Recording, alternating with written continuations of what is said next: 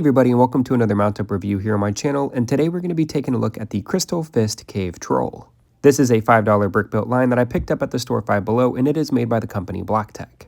In this wave, there are 4 mounts to collect. They are the Stealthwing Manta Ray, the Fireborn Dragon, and the Swift Sting Scorpion, which I've already reviewed here on my channel.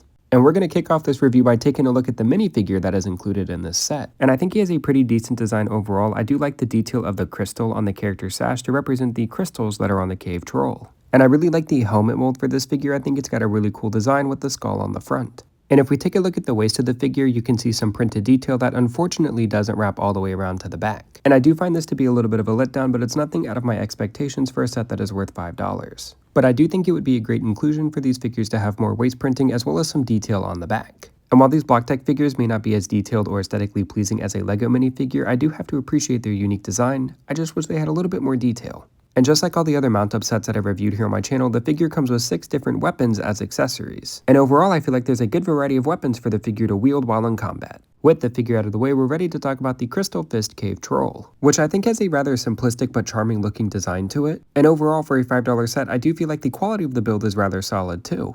My least favorite part about this build for me personally has to be the design of the head. I feel like it's really hard to read what is going on here, but I do like the inclusion of the green crystal found on the troll's nose.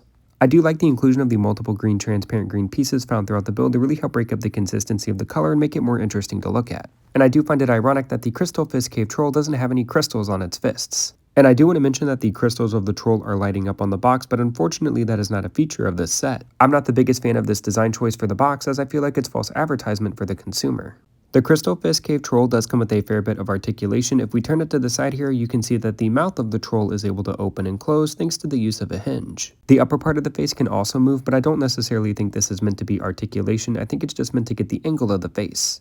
An interesting design choice in my opinion is that the troll doesn't have a ball joint for the neck, it's on a hinge as well, so the head can only be rotated forward and backwards. There are some ball joints in the shoulder and wrist of the cave troll, which allows for some good articulation and range of motion in both of the arms. And I think that the articulation in the arms is a really good design choice for kids in creative play, allowing them to move the troll's arms around and have it smash things on the battlefield. And the fingers of the troll also have some articulation as well. And while I don't think that the articulation in the fingers really adds much to the build overall, it is a nice inclusion.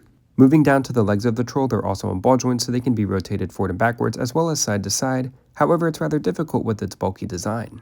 The last thing that I like to mention in these reviews is the actual name branding for this series, which is called Mount Up. And unfortunately, Blacktech is hit or miss with incorporating this design choice. So this begs the question, can the rider included in this set actually ride the Crystal Fist Cave Troll? And I'm happy to say that Blacktech did include a pair of studs found on the head of the troll. We also get a really good look at the back of the troll here, and again, I do like those transparent green pieces. Here's what the minifigure looks like standing on top of the troll's head, and I don't necessarily dislike the way that this looks, however, I wish that the figure could be seated. Due to the shape and design of the head, if you have the minifigure try to sit down, there will be a little bit of a gap between the troll's head and the legs of the figure. Like I said at the start of this review, I picked up this set for $5 at the store 5 Below. And while this set isn't perfect, I do think it is worth that $5 price tag. I do like the sturdiness of the build overall, which again has been hit or miss with these mount-up sets.